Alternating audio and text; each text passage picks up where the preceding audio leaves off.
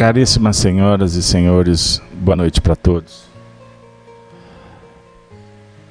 Que Jesus nos abençoe. É com muita alegria que estamos de volta para realizar mais um programa, Estudo das Cartas de Paulo. Hoje, dia 21 de fevereiro do ano de 2018.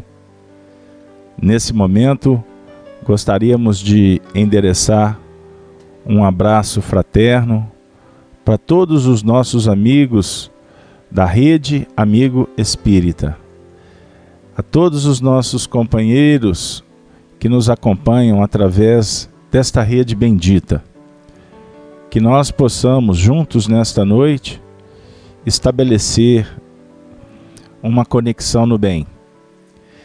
Abraçamos também a todos os amigos ouvintes da Rádio Brasil Espírita de Maceió, que nesse momento, juntos, convidamos aqueles companheiros que se encontram no chat, através do YouTube, do Facebook, para que nós possamos juntos fazer a oração inicial, que dará por início os trabalhos da noite. Rogando a Deus, nosso Pai, que nos abençoe.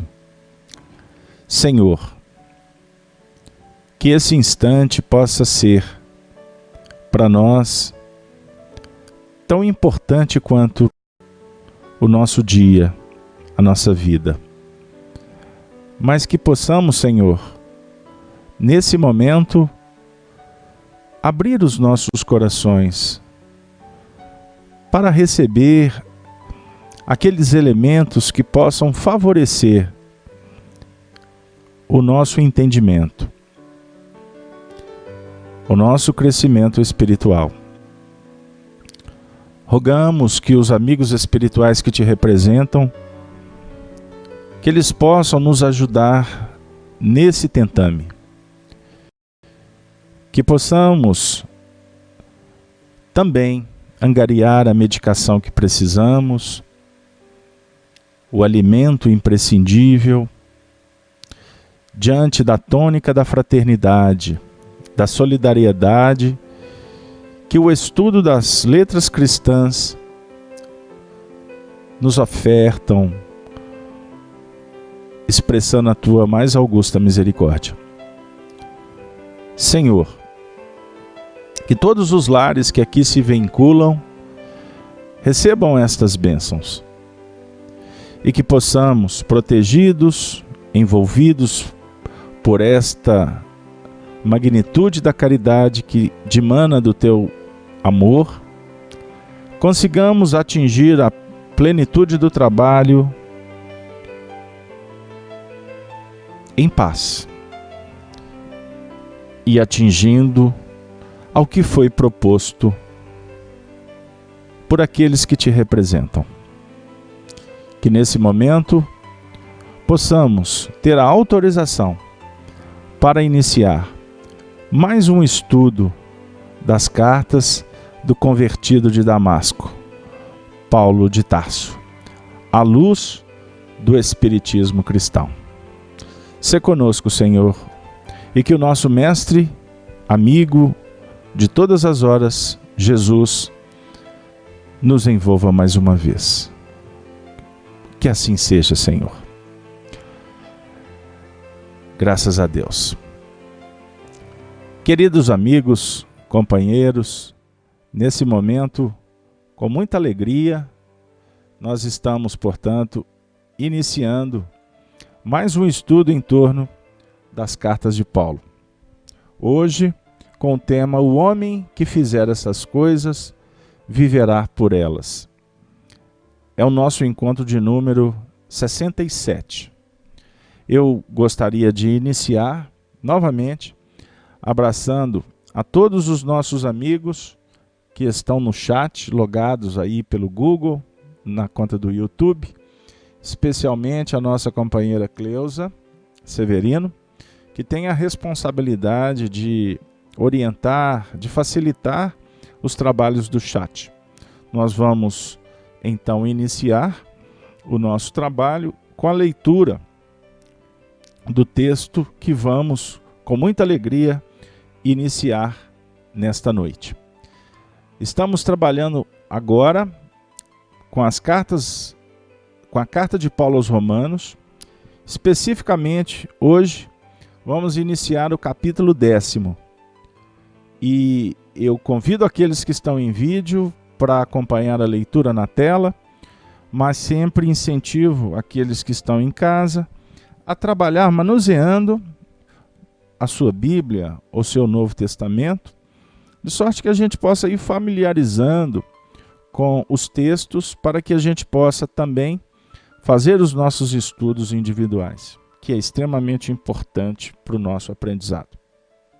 O nosso trabalho aqui, repito, ele visa um incentivo para que nós corremos atrás e também possamos, não só individualmente, mas formar grupos de estudos em torno do Evangelho. E graças a Deus nós temos a ferramenta da doutrina espírita que esclarece como uma chave bendita aqueles pontos que ainda ficam difíceis para o nosso entendimento. Vamos lá. Novamente um abraço, Cleusa, e a todos os amigos que gradativamente a gente vai tentar atender. Vamos lá. Eu vou colocar agora a imagem para vocês nos acompanhar na leitura. Carta de Paulo aos Romanos. Vamos lá. Capítulo 10º. Justiça de Deus. A misericórdia divina. Primeiro versículo. Paulo, de uma forma bondosa, consoladora, amiga, fraterna, solidária, inicia dizendo assim: Irmãos, o bom desejo do meu coração e a oração a Deus por Israel é para a sua salvação. Por quê? Lhes dou testemunho de que têm zelo de Deus, mas não com o entendimento. Porquanto, não conhecendo a justiça de Deus e procurando estabelecer a sua própria justiça, não se sujeitaram à justiça de Deus. Por quê? O fim da lei é Cristo, para a justiça de todo aquele que crê. Ora, Moisés descreve a justiça que é pela lei, dizendo: o homem que fizer essas coisas viverá por elas. Mas a justiça que é pela fé diz assim: não digas em teu coração: quem subirá ao céu? Isto é, a trazer do alto a Cristo. Ou, quem descerá ao abismo? Isto é, a tornar-se trazer dentre os mortos a Cristo. Mas que diz? A palavra está junto de ti, na tua boca e no teu coração. Esta é a palavra da fé que pregamos. A saber, se com a tua boca confessares ao Senhor Jesus e em teu coração creres que Deus o ressuscitou dos mortos, serás salvo. Serás salvo. Pois bem, vamos lá. O texto desafiador. Allan Kardec, no livro dos Médiuns, no livro A Gênese, na introdução, no caráter da revelação espírita, por exemplo, ele vem nos dizer sobre a importância de utilizarmos a doutrina espírita como uma chave para abrir as Escrituras. O que até então era de difícil compreensão, com a chegada do Consolador prometido no século XIX, especificamente a partir do dia 18 de abril, com o lançamento do Livro dos Espíritos, a vida abre para nós um sol extraordinário, o sol da imortalidade que o Espiritismo revive, o Cristo. O Evangelho, a descrição dos teus ensinos, como o Antigo Testamento, como aquele código revelado pelo mundo espiritual através de Moisés e dos profetas, que definem para nós uma trajetória do Espírito na Terra. A descrição do povo judeu, sim. Mas, na verdade, nós devemos parar para refletir sobre a proposta de entender o Antigo Testamento como a narrativa de uma trajetória de um grande agrupamento que veio para a Terra. Espíritos que reencarnaram nesse orbe para desenvolver os seus potenciais, vindo de outros orbes. Porque não foi aqui que tudo começou para eles. Para grande parte da humanidade. Inicia com o faça-se a luz. Em seguida, as projeções do paraíso, o entendimento da lei, através dos primeiros movimentos da fala de Deus com o homem, que depois recebe o nome de Adão. Vem a história de Eva, e o que ficou para nossos registros de entendimento, a conhecida queda, em função de um pecado. E daí, nós vamos trabalhando essa trajetória até compreendermos a chegada da unidade divina quando Abraão a revela.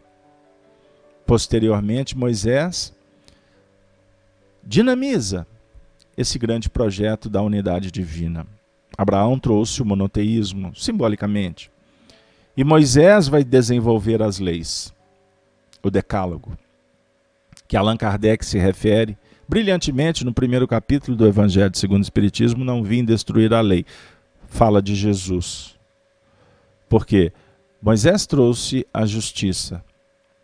E Jesus, como o maior de todos, veio trazer o amor. A segunda revelação. E a terceira revelação consubstanciada no Espiritismo, que trabalha para nós com vigor as Escrituras, mas trazendo o que faltava. No dizer de Allan Kardec, no capítulo 18 do livro A Gênese, quando ele vem definir a importância do processo evolutivo, aonde o Espiritismo propõe o soerguimento do espírito em bases da moral. Sem a moral estratificada, compreendida e vivenciada, nós iremos continuar caminhando às cegas. A moral, que se sustenta na grande alavanca da fraternidade e da solidariedade. Eis o mundo que todos almejamos, que debatemos, que ansiamos, que embrenhamos em conflitos, por ainda perceber que somos inábeis no trato com uma proposta tão extraordinária, que é a da evolução. Faça-se a luz, e a luz foi feita. E disse Deus, como nas expressões do Novo Testamento aprendemos que nós somos luzes. Vós sois a luz do mundo. E temos o referencial, o guia e modelo, que a doutrina espírita nos apresenta com tanta autoridade, Jesus, que também se autoproclama luz. Eu sou a luz do mundo. Deus é luz, Ele é luz, e nós somos luz. No sentido de espírito expressar luz, irradiar pelas expressões mentais, pelo seu campo mental, pela sua inteligência. A mente é espelho da vida, em toda parte, define Emmanuel. ergue-se da terra para Deus, sobre a égide do Cristo, o Cristo interno. A feição do diamante bruto, que é arrancado do ventre obscuro do solo, avança, com a orientação do lapidário para a magnificência da luz. Nos seres primitivos, aparece sobre a ganga do instinto. Nas almas humanas, surge entre as ilusões que salteiam a inteligência e revela-se nos espíritos aperfeiçoados por brilhante precioso, a retratar a glória divina. Estudando-a de nossa posição espiritual, confinados que nos achamos entre animalidade e angelitude, somos impelidos a interpretá-la como sendo o campo de nossa consciência desperta, na faixa evolutiva que o conhecimento adquirido nos permite operar. Definindo-a por espelho da vida, reconhecemos que o coração lhe é a face e que o cérebro é o centro das suas ondulações, gerando a força do pensamento que tudo move, criando e transformando, destruindo e refazendo para acrisolar e sublimar. Emmanuel, Pensamento e Vida, primeira lição, Espelho da Vida. Então nós estamos aqui nos projetando para refletir que Deus é o Criador e a doutrina espírita nos apresenta como espíritos na condição de co-criadores, de agentes que estamos em busca de refletir a luz maior que dimana do Senhor. E quando operamos em sintonia com ela, nos engrandecemos, nos purificamos. E aqui eu não me refiro à purificação conforme as concepções que nós temos equivocadas, de erros, acertos, de pecados, de santificação, nada disso. Nós nos purificamos no sentido de enaltecer, de projetar cada vez mais os nossos potenciais em bases que confirmam as nossas gradativas ao nível da inteligência, arrimados no plano da instintividade, que vai nos auxiliando na fundamentação dessa casa mental, que, conforme Emmanuel aqui apresenta, nos autoriza a operar na faixa evolutiva que nós damos conta. Carlos Alberto, e o Paulo? Ele vem dizer para nós da importância de nos intercambiarmos para operacionalizar com sabedoria, com inteligência, e nos arremetermos nos projetos evolutivos em base do sentimento. Porque a doutrina espírita, no próprio texto que nós nos referimos sobre a Gênese, já aqui eu posso novamente referir ao capítulo 18 da Gênese, sobre a importância do nosso crescimento em nível de sentimento.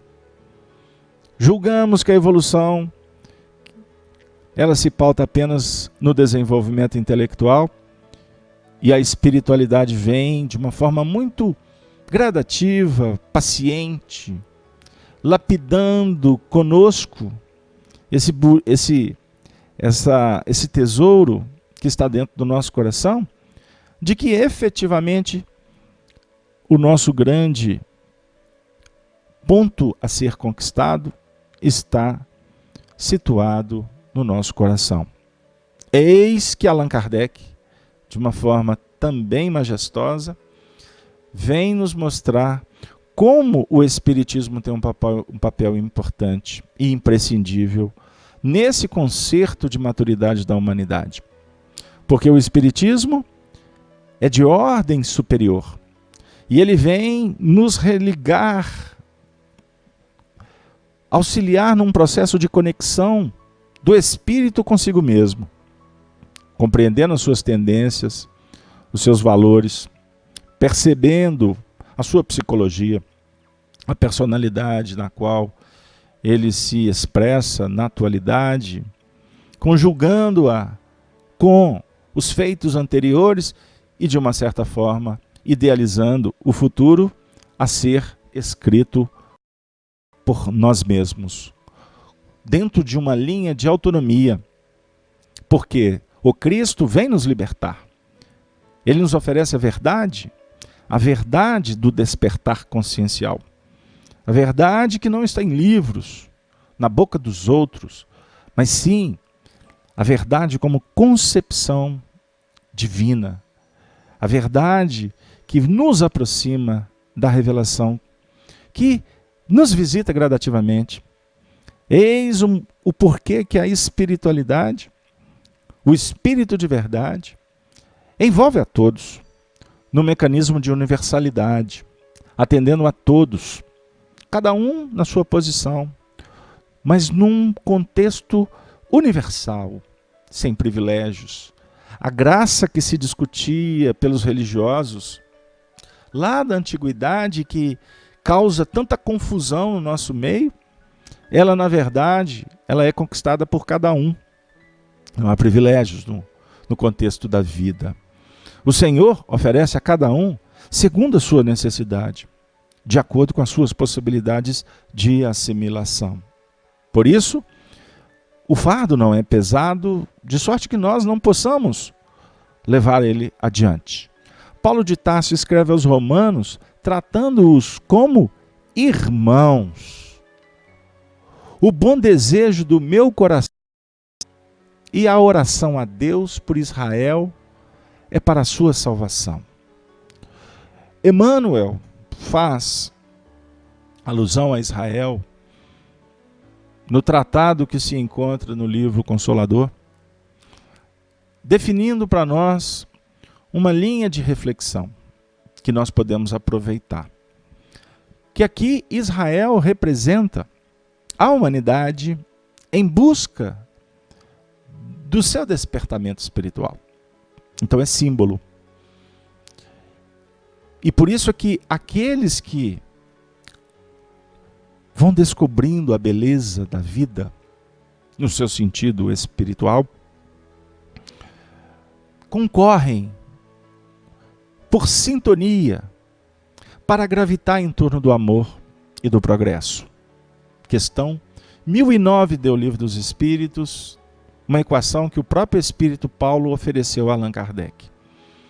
E que, diga-se de passagem, nós vamos encontrá-la também no livro A Gênese, lá no Caráter da Revelação Espírita, quando Kardec escreve sobre a importância de entendermos o progresso para entrar na sintonia dele, gravitando sempre, inspirados pelas hostes superiores em Deus, por espíritos que estão lutando para que o homem cresça, se desenvolva, se aprimore. As linhas do Espírito de Verdade são linhas de expressão consoladora. Um companheiro, certa feita, disse que para ele o Espiritismo é conturbador e não é consolador. Entendemos o que ele quis dizer?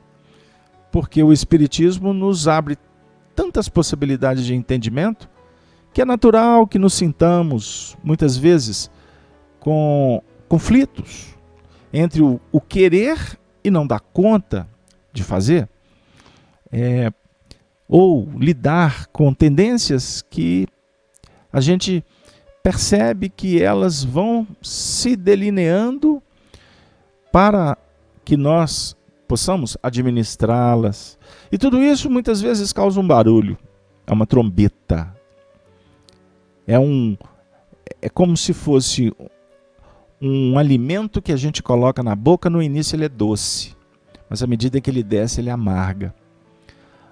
Entendemos essa reflexão, mas nós preferimos uma outra linha, a linha do consolo. Porque o Senhor da vida, os espíritos superiores, eles não querem que soframos. A proposta não é apologia à dor. Apologia à dor, no seu sentido de culpa, medo, ela se projeta com um adorno trevoso da ignorância, utilizado muitas vezes por aqueles que poderiam fazer luz, mas insistem em imputar uma sobrecarga no lombo do indivíduo. Não. Emmanuel tem um texto que ele diz que os espíritos superiores, eles procuram trabalhar numa linha de profunda dose de misericórdia. Porque eles sabem que para que a vitória aconteça, é necessário que o espírito descubra a justiça divina. E Deus fala com os homens através do tempo, e não pela força. Violência, ela é imputada pela própria violência, pela própria inabilidade ou desarmonia diante das engrenagens positivistas do universo. Isso é para a gente pensar um pouquinho. Então, o Paulo ora pelo seu desejo, porque quando Paulo fala o bom desejo do meu coração, esse desejo aqui não é um desejo que está circunscrito às questões transitórias, sensoriais, não. Emocionais, não. Ele está trabalhando a ideia do desejo no seu sentido da vontade. E a vontade, a doutrina espírita nos esclarece com Kardec que temos o livre-arbítrio, que existe um mecanismo que nos direciona quando acionamos o mecanismo do livre-arbítrio, que é aquele instante em que o desejo, a palavra, a ação, a atitude, ela efetivamente precisa de ser compreendida. E ela é, pelo Espírito, analisada por ser devolvida para nós. Ou seja, o que nós plantamos, nós iremos colher. E no momento em que nós vamos colher, é que nós vamos efetivamente verificar o peso. Nós vamos aguçar o senso de responsabilidade.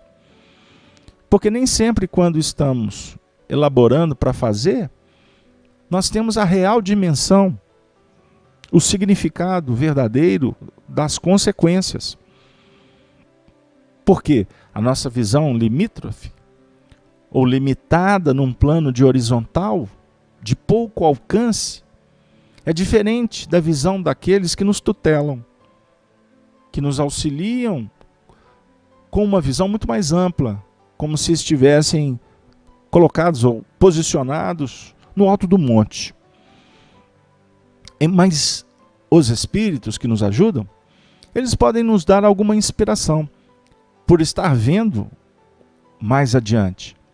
Mas eles não podem interferir, porque se interferirem, eles tirarão de nós o livre-arbítrio.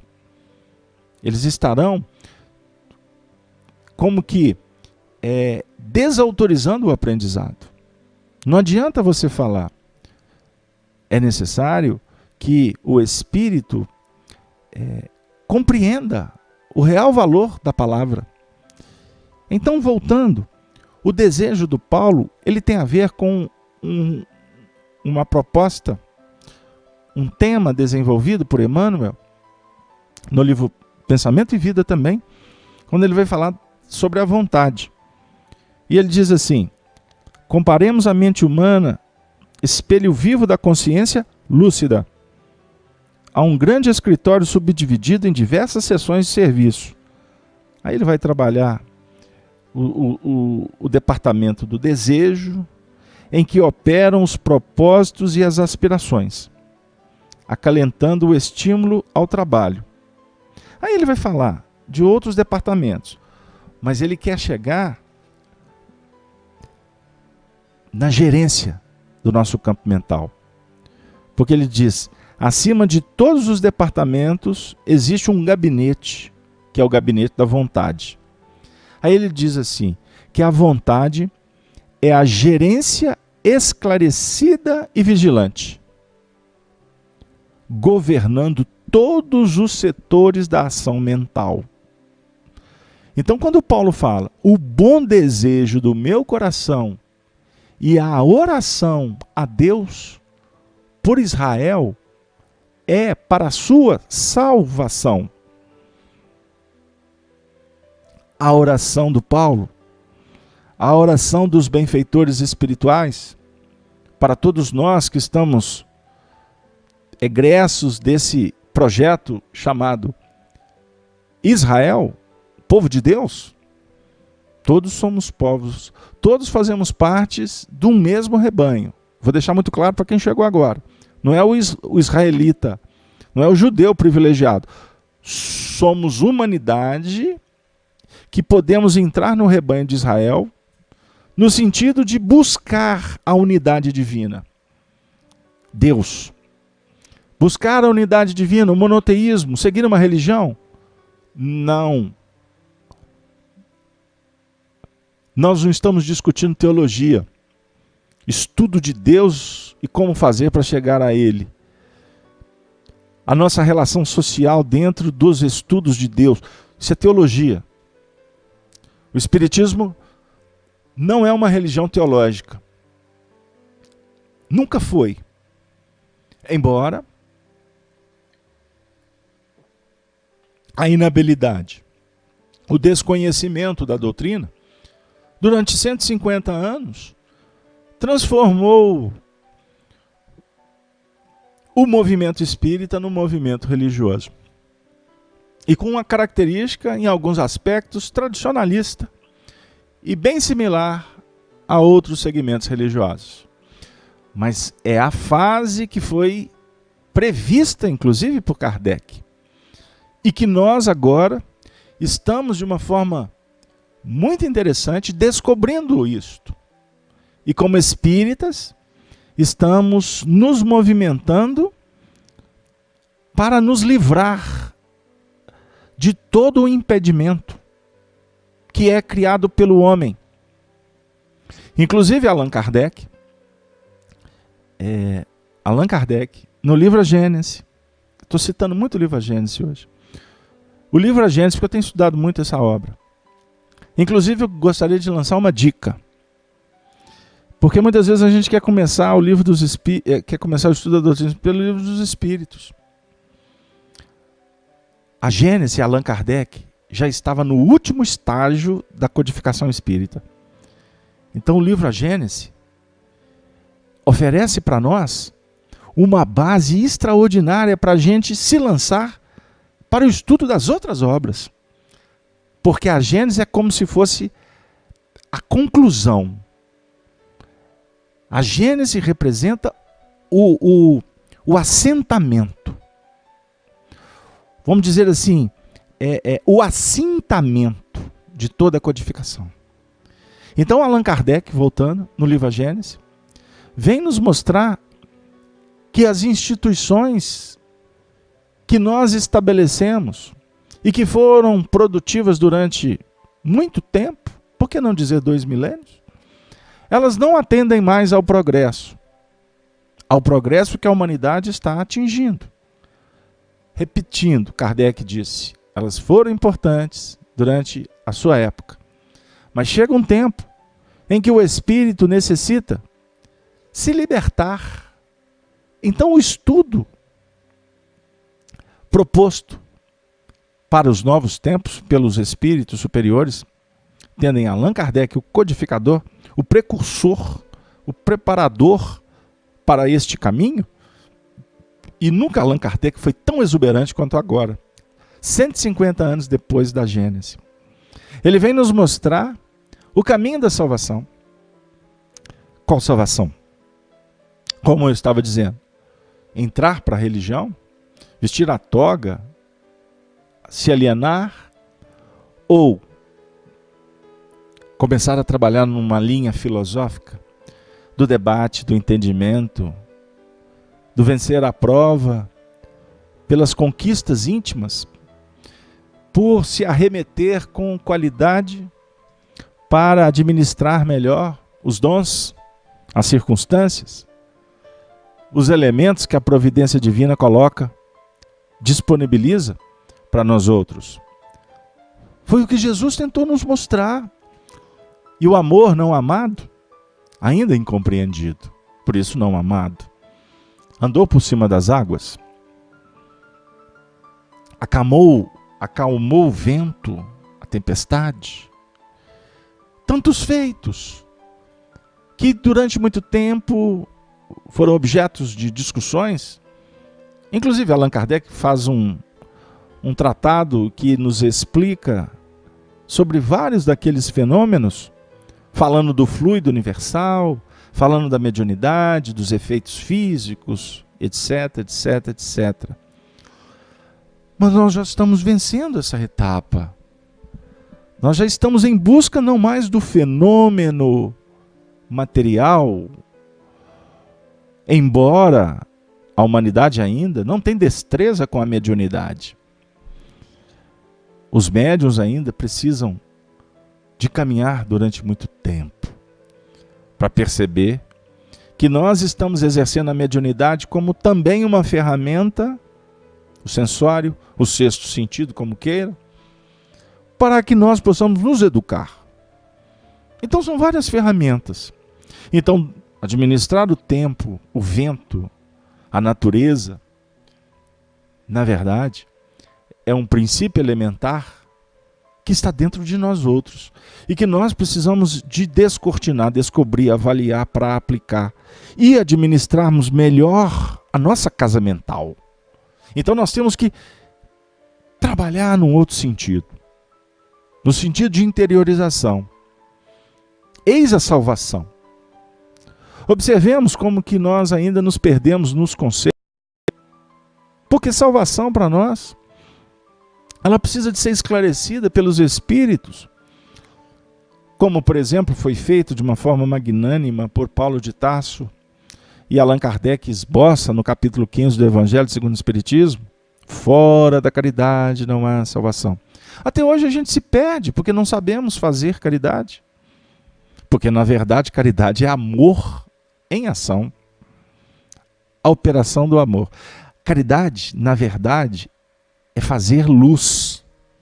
E a gente fica, puxa vida, perdendo o maior tempo com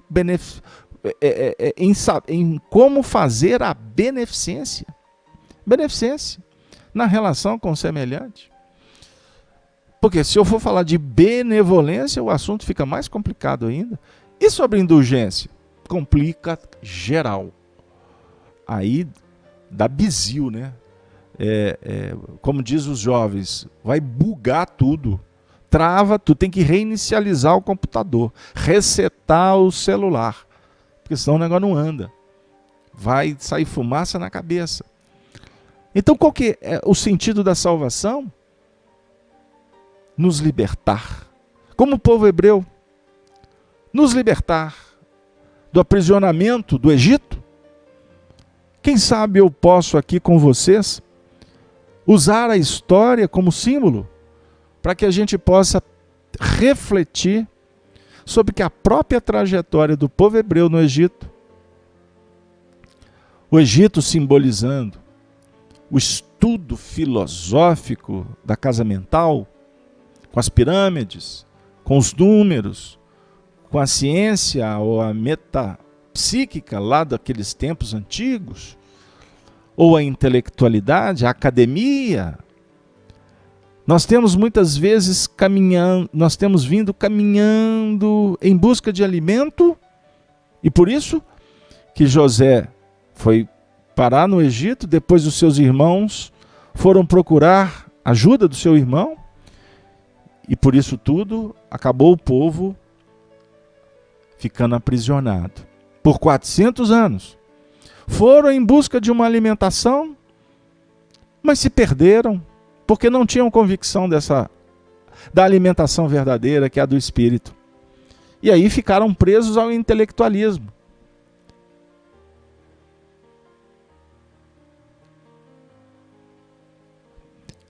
Então nós temos aqui, inclusive, uma participação agora, que a Cleusa está me chamando a atenção aqui. Cleusa, muito obrigado, mas assim, eu estava lá numa outra sintonia no Egito, mas vamos lá.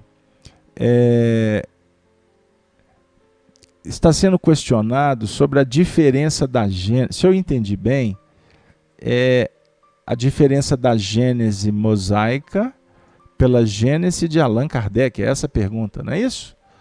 É essa a pergunta. Bom, eu gostaria de dizer o seguinte: inicialmente, Pelo que nós temos notícia, o primeiro grupo que estudou a Gênese no movimento espírita, se eu estiver enganado, é porque eu tenho conhecimento do movimento espírita de Minas Gerais, mas eu posso estar cometendo um equívoco aqui em Minas Gerais. O primeiro grupo espírita que estudou o livro A Gênese Mosaica, ou Gênese, porque o livro espírita de Kardec é A Gênese. A obra básica do Pentateuco mosaico é Gênese. O primeiro desbravador que trabalhou com esse texto foi Honório Abreu e também o Leão Zálio aqui em Belo Horizonte. Honório Abreu estudou o livro Gênese durante muitos anos no Grupo Emmanuel e nós tivemos a honra, a alegria de ter ficado com ele muitos anos estudando o livro Gênese. Aí teve um período que ele interrompeu, Honório, e nós estudamos por 2, 3 anos o livro O Apocalipse de João. Terminado o livro Apocalipse, retomou o estudo do livro Gênese. E infelizmente, em 2007, o Honório veio a óbito, desencarnou. E aí nós suspendemos. Nós temos aí, no movimento espírita, outros companheiros dando prosseguimento. Mas a escola, ela veio do Honório Abreu. Nós podemos estudar o livro Gênese de várias maneiras. Uma delas, trabalhar muito a história. O contexto para se tirar lições de cunho moral. Mas a característica do estudo da Gênese, feita por Honório Abreu, e que nós aprendemos um pouquinho a lidar com estas letras, é estudar o livro Gênese com uma visão da evolução do espírito. E esta evolução do espírito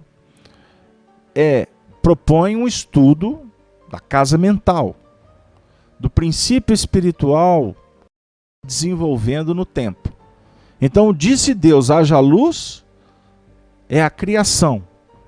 Allan Kardec trabalha esse assunto de uma forma magnânima, definindo reflexões sobre a criação do mundo, dos sistemas. Então, Kardec trabalha a Gênese em nível cosmológico. Um tratado extraordinário. Ele desenvolve a evolução, sem dúvida alguma, nos dá elementos que favorecem de uma forma brilhante, para que a gente, com estes elementos, estudando o mecanismo de fora, as fases geológicas, os ciclos de evolução planetária, por exemplo, a formação do mundo, do planeta, como é que foi, automaticamente com esses elementos a gente consegue trabalhar a Gênese no campo interior, porque aí estaremos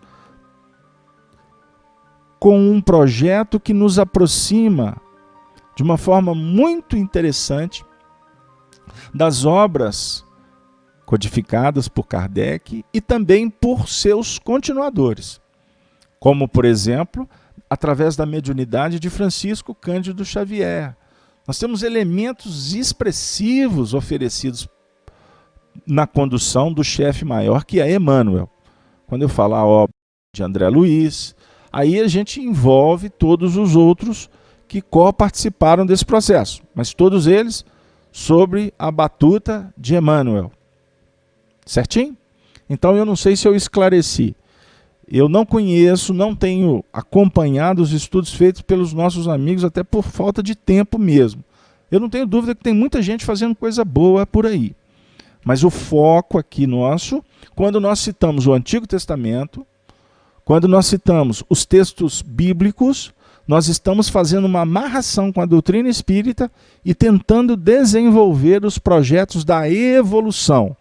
Casa mental, instinto, lei natural, associando com o Livro dos Espíritos, associando com os textos que nos ajudam, como, por exemplo, Evolução em Dois Mundos, de André Luiz, Mecanismos da Mediunidade, do nosso também amigo André Luiz, as abordagens de Emmanuel em nível filosófico ao longo da sua obra. Tudo isso é uma biblioteca extraordinária que vai nos dando elementos para a gente ficar discutindo, estudando em grupos, porque o nosso trabalho, embora seja, vamos dizer assim, facilitado por em alguns eventos por 2 ou 3, mas o nosso objetivo é projetar reflexões para que grupos possam ser criados, porque o espiritismo do futuro não será o espiritismo de eminências. Nós precisamos de debater o espiritismo em grupos, debates que possam nos ajudar no entendimento das letras. Mas o que nós temos visto em alguns movimentos dentro do movimento espírita é apenas o favorecimento para que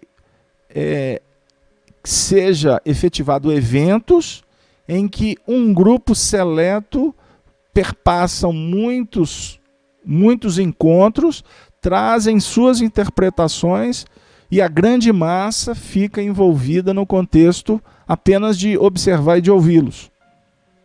Isto é bom durante um tempo, mas chega um instante que precisamos de sair dessa condição de aplaudir, de ficar recebendo a luz do outro, admirando-os, porque eles estão se capacitando para tal, que Deus seja louvado, mas nós precisamos de debater.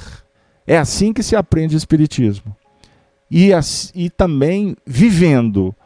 Portanto, o espiritismo filosófico com Kardec, ele nos convida para a prática do bem. Então não se situa apenas na academia. Não fique preso apenas na parte filosófica. Vai para a ciência. Vai para o centro espírita trabalhar. Vai para a vida, lidar com seus limites, estudando-os. Se possível, numa comunidade de estudiosos, para que haja um debate no qual a gente possa ver o outro lado, a opinião dos demais. E o grande lance é divergir de ideias. Isso é favorável. Sob o diapasão da fraternidade e da amizade, é produtivo discutir, não concordar. Não é? É necessário que a gente possa trabalhar no sentido de nos harmonizar em torno do que o Espiritismo vai nos apontar como a regra áurea para a nossa vitória. Trabalhar uma religião que parta do coração, que não está preso na sotaima, nas franjas das vestimentas dos outros. Esse é um texto que nós vamos encontrar, um parágrafo, um texto pequeno. Nós vamos encontrar no livro Obras Póstumas, sobre o papel do Espiritismo, o futuro do Espiritismo. E a espiritualidade vem nos mostrar que a religião pura e imaculada é a que vem do coração. E observe como nós conspurcamos isso ao longo do tempo. Desculpem ter me alongado na questão que foi levantada, mas é importante a gente pensar sobre isso, para que a gente não tenha medo, para que a gente não crie barreiras, para que a gente não estabeleça algemas na repetição de práticas do passado. Então o Paulo está trazendo para nós sobre o papel da vontade, a vontade dele, que é a gerência esclarecida e vigilante. Ele está nos incentivando para que nós desenvolvamos, para que nós possamos ampliar, capacitar, valorizar o poder da vontade. Hoje eu ouvi numa rádio um companheiro dizendo, num programa descompromissado, o indivíduo disse assim: a palavra é poder. E ela é poder. Porque na verdade a palavra verbaliza, ou consubstancia, ou materializa o que vem do pensamento. É a vontade que dá direção. Então eu vou dar uma interrompida aqui, porque parece que o chat aqui está cheio de certezas e incertezas. Mas Cleusa, eu te peço ajuda aí, porque realmente está passando tudo muito rápido, tem muita participação. Então vamos lá, eu gostaria de agradecer a presença da Dete Laporte, Jafran, Alice, vou agradecer a presença da Rita, quem mais aqui?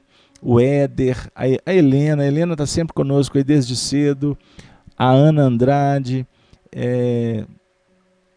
vamos abraçar também o Erne, abraçar o Vanderly, deixa eu ver quem mais aqui, a Rosário Meirelles, estou passando rápido, tá, gente? Leonilda, Maria Abadia, o Carlina, Kátia, um grande abraço para todos, viu, meus queridos amigos? É um grande prazer estar com vocês, estudar com vocês, que possamos permanecer juntos com Jesus, não é?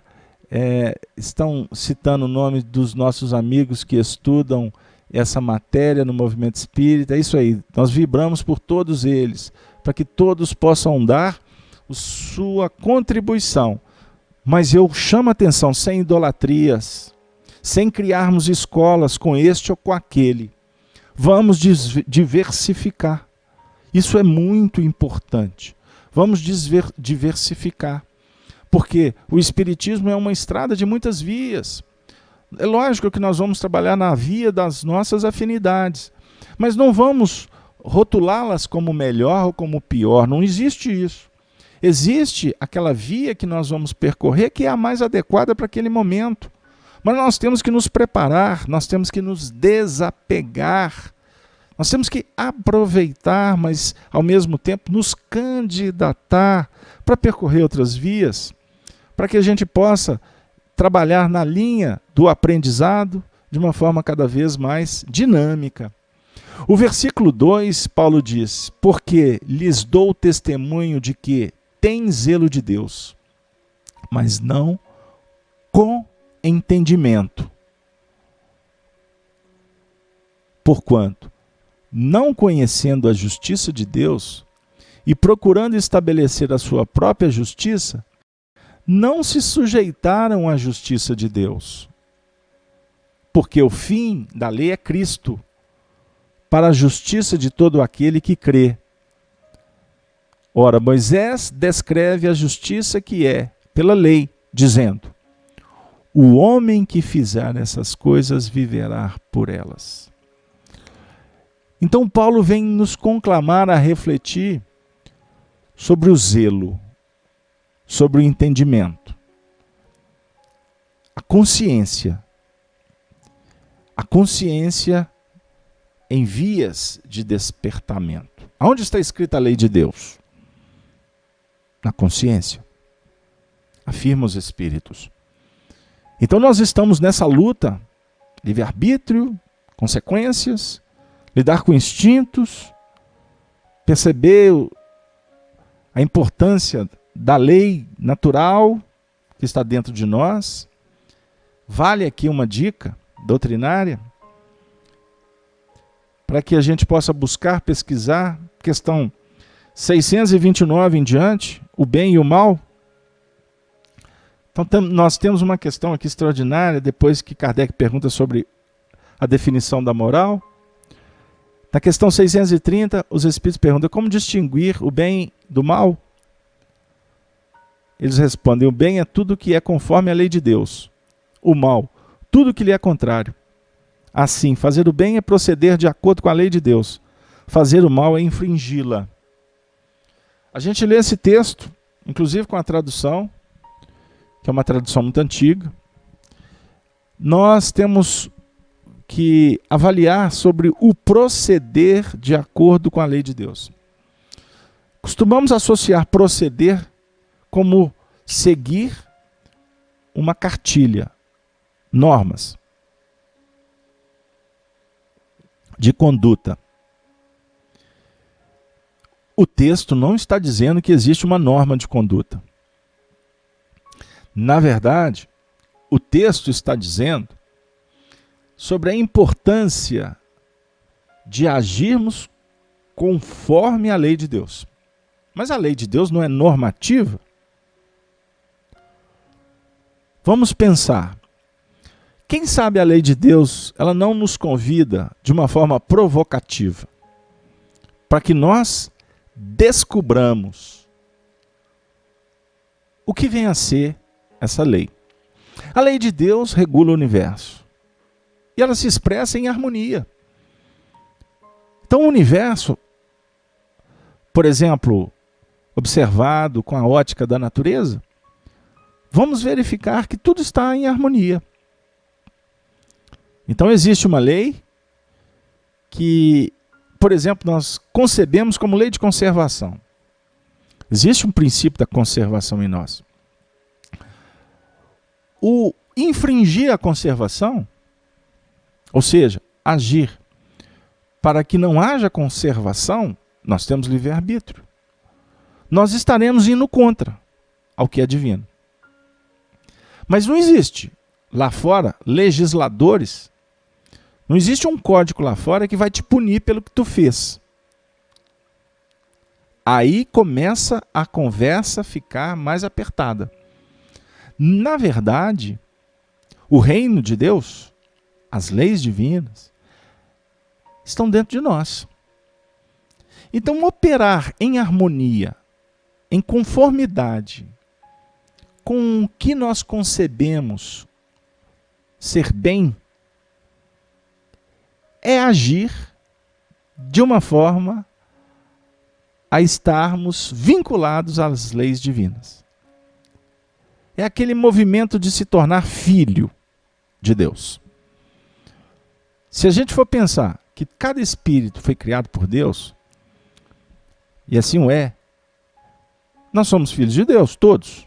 Somos irmãos, ponto. Mas, na verdade, a filiação divina, ela se estabelece na busca incessante do Espírito operar conforme os princípios que vão se expressando dentro dele. Lei divina. Então vem uma ideia. Eu vou atrás dessa ideia. No momento em que você vai lá para pôr em prática a ideia, e vai lá que dá certo. Que bom! Regozijo. Filiação divina. Nossa, deu tudo errado. Treva. É desconexão. É a ignorância que entra em cena e diz assim, não vou fazer mais. Mas no fundo tem algo te dizendo assim, tenta de novo. Aí entra um mecanismo, muitas vezes do orgulho, paixão. Não, eu não vou fazer porque eu vou perder. Eu não posso me sentir limitado, perdedor. Aí eu não faço. Eu estarei desvinculando da obra divina. Eu estarei vibrando em outra frequência, em outra faixa. Ou seja, eu vou deixar de me vincular, eu vou deixar de gravitar em torno da unidade divina, que está dentro de mim, está dentro do meu coração. Olha só, não está dentro da minha mente. Ou melhor, não está dentro, não é a expressão do meu intelecto. O intelecto faz parte, mas eu aqui estou fazendo um ajuste para falar de sentimento, de coração. Alguns filósofos dizem que a mente ela está situada no coração e não no cérebro. Isso está correto. No símbolo de que o coração representa o sentimento. Então a estrutura da nossa casa mental, ela se esboça por projeções do sentimento. E a razão é que vai dar, vamos dizer assim, o impulso organizador. Complexo, né? Caso aberto, não estou entendendo muita coisa não. Não, tá bom, fica calmo. O importante é a gente verificar o seguinte, que nós precisamos de desenvolver a compreensão para sermos zelosos. O Paulo está falando que o zelo é de Deus. Mas qual Deus? Deus é zeloso? Deus zela lá fora? Ou Ele está nos conclamando para pensar, para sentir, para perceber a presença de Deus dentro de nós? Porque quando nós paramos para agir com zelo, com cuidado, a gente costuma pisar no freio do impulso, né? Da emoção exacerbada, né? Ou da queda patrocinada pela autodestruição, alimentada pela angústia, pela inveja, pela cupidez, pelo despeito. Quando a gente para cuidar, você respira até diferente. Você posiciona-se diferente. Não é? Você fecha os olhos. Vou fazer a prece. Aí fecha os olhos. Aí tem gente que faz prece, põe a mãozinha, fica de joelho, olha para cima, olha para baixo. São expressões que, na verdade, estão configurando o movimento íntimo. Então, cada um responde de um jeito. Um dia a gente vai perceber que o se apoiar na expressão, no jeito, no trejeito, isso é tudo periférico. É tudo acessório. Porque, na verdade, a prece é o entrar para dentro de você mesmo. É se perceber. Prece é se perceber. A prece é sentir. A prece é transcender. É ampliar percepção. A prece é intercambiar com o divino que está dentro de você. Ah, Carlos Alberto, mas eu faço prece para Jesus. Alright. Você está invocando ou evocando terminologia que precisa de ser estudada para a gente verificar os detalhes. Ok?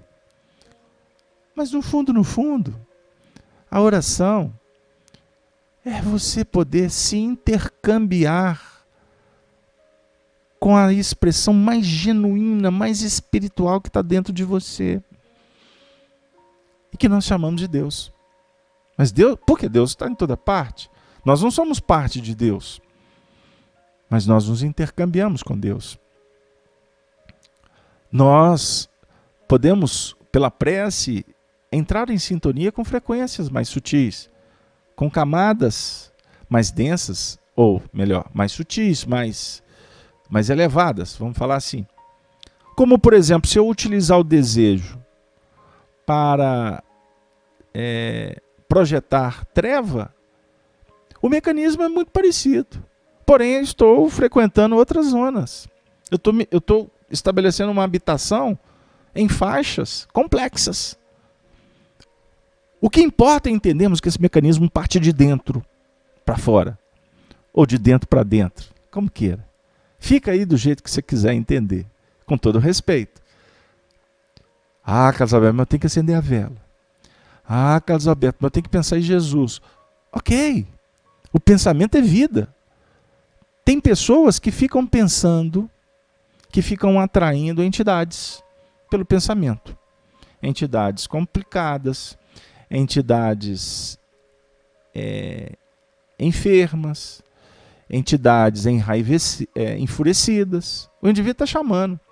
Ele entra na internet aqui e daqui a pouco, em volta dele, só para brincar com vocês, vira uma turba de espíritos que ficam até se acotovelando para estabelecer a conexão com ele. Porque na internet aqui, daqui a pouco ele está xingando alguém, daqui a pouco ele está criticando o outro, daqui a pouco ele está vendo um vídeo que tem alguém fazendo um trabalho extraordinário, mas ele está com a flecha. Agora o que o indivíduo vai falar de errado? Vamos pegar ele na curva. Na verdade, o indivíduo está atraindo para o lado dele espíritos que estão naquela mesma faixa. Então ele está fazendo uma evocação. Ele está chamando. Não é? Então, isso é importante a gente pensar. Utilize os recursos que dimanam do seu coração para a prática da justiça.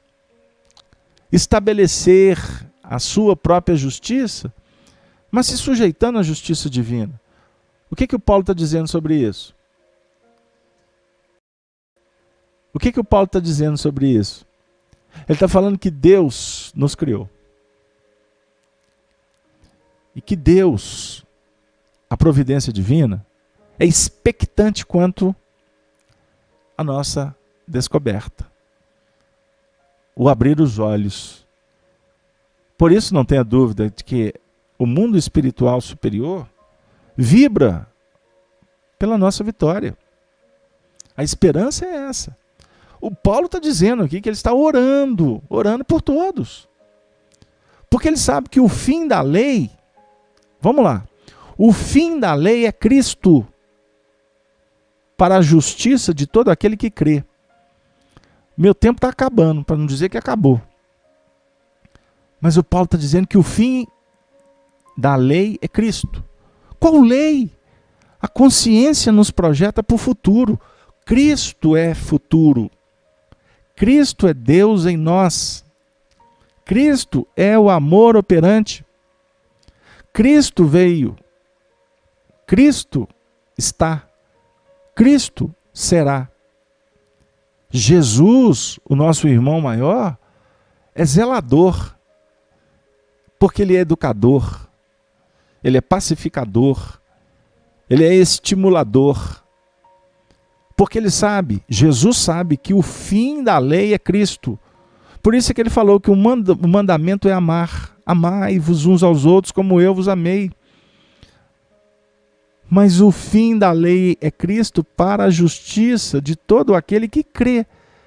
Porque se não houver a crença, ou melhor, a convicção, como que tu vai caminhar? A fé é a certeza do que não se vê. É a convicção do que é. A fé, com a doutrina espírita, é raciocinada. Ela é internalizada, racionalizada, para muitos é discursiva, mas não é isso que nós queremos dizer. A fé raciocinada é a fé da sabedoria. Por isso é que o Paulo se refere a Moisés dizendo que Moisés descreve a justiça que se engrandece pela lei, a operação, a junção filosofia, ciência e a definição da libertação, que nós chamamos de religiosidade. Mas os Espíritos vêm nos falar sobre a religião do amor. Então, o homem que fizer essas coisas, viverá por elas. Quando transgredimos, quando nos desvinculamos, quando nos desarmonizamos dessa gravitação em torno da unidade do amor, Jesus diz assim, que aquele que desviar, que desarmonizar, que se desequilibrar, será escravo do desequilíbrio, será prisioneiro da própria desarmonização, será encadeirado pelas suas próprias opções. É mais ou menos a ideia, dentro desse contexto, a qual nós nos referimos, que se encontra no capítulo 8 do Evangelho de João, quando Jesus diz assim, no versículo 34, rapidamente eu vou colocar para vocês. Ele diz assim, aquele que comete pecado é servo do pecado. Por isso, conhecereis a verdade, e a verdade vos libertará. No versículo 34, literalmente, o texto diz assim, Em verdade vos digo, que todo aquele que comete pecado é servo do pecado. Ora, o servo não fica para sempre em casa, o filho fica para sempre. Se, pois, o filho vos libertar, verdadeiramente sereis livres. Jesus vem como Filho do Homem. Jesus vem nos conclamar como o futuro da humanidade, para que nós possamos olhar para o futuro e que nós possamos começar um processo de concepção do homem que queremos ser. Só o amor nos fertiliza. Jesus nos concede essa semente. Pelos seus exemplos, ele diz: ama, ama, ama, ama e seguirás adiante. Ama, ama, ama. Perdoa, perdoa sempre. Ama. Porque quando nós amarmos de verdade, sem peias, sem algemas, quando nós amarmos de alma e coração, nós estaremos nos colocando na condição de filhos do Altíssimo, que iremos nos libertar. Eis um pouco do que ele quer dizer. Se, pois, o Filho vos libertar, verdadeiramente sereis livres. Até hoje, amigos, os religiosos conclamamos o Filho de uma forma externa, ou seja, chamamos, suplicamos Jesus, no nosso caso, Deus, na expressão de outros, o sacerdote, os santos, a Virgem Maria, todos eles, que eles venham nos libertar. Porque nós olhávamos para esses textos de fora. E agora, com a doutrina espírita, que é o cristianismo redivivo, o consolador prometido por Jesus, nós estamos entrando dentro da letra para sairmos como espíritos, para vencermos como espíritos, sendo livres. Que Jesus nos inspire. Que Allan Kardec possa estar sempre conosco, representado pelos espíritos do alto, para que todos nós, de uma forma singela, possamos fazer coisas boas e viver por elas. Alimente os teus sonhos. Não perca jamais a esperança. Siga adiante, no rumo certo, no rumo que te trará paz, tranquilidade. Embora percorrendo os caminhos das pedras, dos espinhos, das adversidades. Tenhamos consciência de que se fizeram isso para o nosso Mestre Jesus, tudo isso acontecerá conosco. Pois sem a dificuldade, ele não precisava.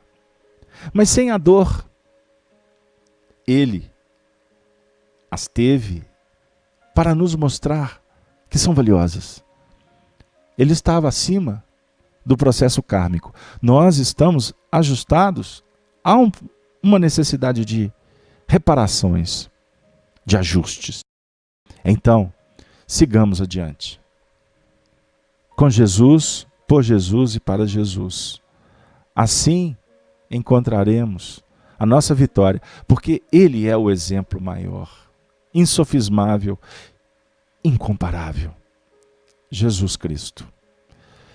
Que Paulo de Tarso, sua equipe, essa pleiade de espíritos que viajam pelo mundo para semear as cartas do Cristo, que eles possam estar cada vez mais próximos do nosso coração, dos nossos lares, dos lugares por onde percorrermos, para que sejamos, queridos amigos, instrumentos da paz, para que onde haja ódio, semeemos o amor. Dúvida, que possamos levar a certeza. Que possamos levar o perdão aonde houver ódio.